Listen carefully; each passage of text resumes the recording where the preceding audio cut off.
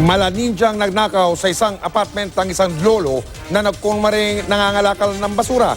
Libo-libong piso ang halaga ng bumbilya at isang burner ang tinangay ng sospek at ang pangyayari ay nahulikam ng eksklusibo ni Cesar Apolinario.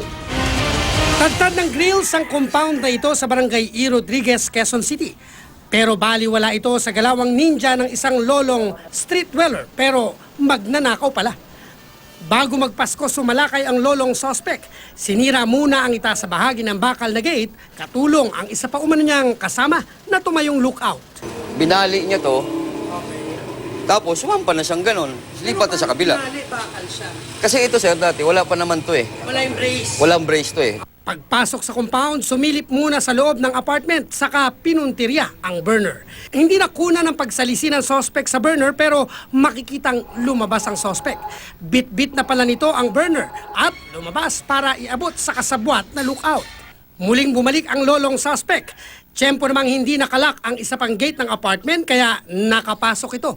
At kinuha ang isang plastic na may lamang di bababa sa 20 bulb na nagkakalaga ng 4,000 piso. Oh, street dweller yun eh. Kaya lahat ng street dweller ngayon dito, aware ako eh.